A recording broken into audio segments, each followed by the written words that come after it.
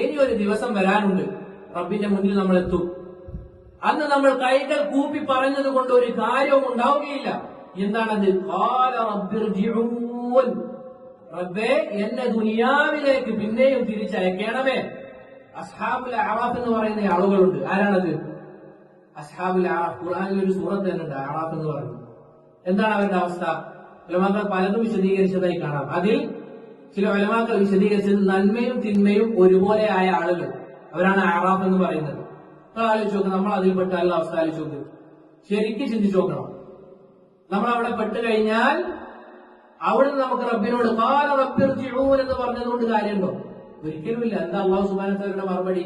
ഖാല കല്ലാ ഇന്നഹാ കലിമത്തുൻ ഹുവ ഖായിലുഹാ, തീർച്ചയായും അത് വൃഥാ പറയുന്ന വാക്കുകളാണ്. കാരണം ഒരാൾ ദുനിയാവിൽ ജീവിച്ച് മരിച്ചു കഴിഞ്ഞാൽ പിന്നീട് അയാൾക്ക് ഒരു തിരിച്ചുപോക്കില്ല.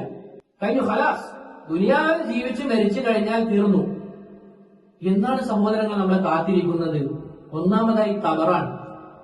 എന്താണ് അവിടുത്തെ അവസ്ഥ? ആലോചിച്ച് നോക്കി. ഇവിടെ ഇപ്പൊ കറണ്ടങ്ങ് പോവുകയാണ്, എന്തായിരിക്കും ഇവിടുത്തെ അവസ്ഥ? ഇരുട്ടാണ്. എന്നാൽ നമുക്ക് ഭയം ഉണ്ടാവില്ല, കാരണം നമ്മൾ കുറെ ആളുകളുണ്ട്. പക്ഷേ ഖബറിൽ നമ്മൾ ഒറ്റക്കാണ്. ശരിക്കും ചിന്തിച്ചു നോക്കണം. സലഫുകളിൽ ചില ആളുകൾ അവർ ഇരുട്ടുള്ള റൂമുകളിൽ പോയി ഇരുന്നു കൊണ്ട് അങ്ങോട്ടും ഇങ്ങോട്ടും ഉറക്ക് കിട്ടാതെ നടന്ന ആളുകളുണ്ട് സലഫുകളിൽ. അവർ ആലോചിക്കുന്നത് എന്തായിരിക്കും ഖബറിന്റെ അവസ്ഥ എന്നാണ്. അവർ ആലോചിക്കുന്നത് എന്തായിരിക്കും നാളെ ഞാൻ മരിച്ചു കഴിഞ്ഞാൽ ഞാൻ അഭിമുഖീകരിക്കാൻ പോകുന്ന കാര്യങ്ങൾ എന്താണ് എന്നുള്ളതാണ് അവരുടെ ചിന്ത.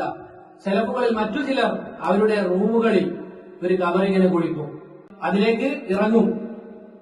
എന്നിട്ട് ഈ ആയത്തൊന്നും ഖാല റബ്ബിർജിഊൻ, റബ്ബേ എന്നെ മടക്കി അയക്കണമേ.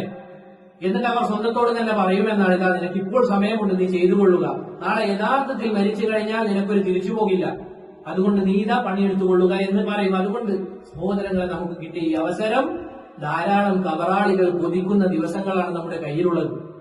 ഖബറിലുള്ള ഓരോ ആളുകളും എന്റെ ഒരു തസ്ബീഹ് അല്ലെങ്കിൽ ഒരു സുന്നത്ത് നിസ്കാരം, ഒരു നോമ്പ് എനിക്ക് നോക്കാൻ പറ്റിയിരുന്നെങ്കിൽ, അതെനിക്ക് ചെയ്യാൻ സാധിച്ചിരുന്നുവെങ്കിലെന്ന് കൊതിക്കുന്ന സുവർണ ദിവസങ്ങളാണ് നമ്മുടെ കയ്യിലുള്ളത്. ഉപയോഗപ്പെടുത്താം.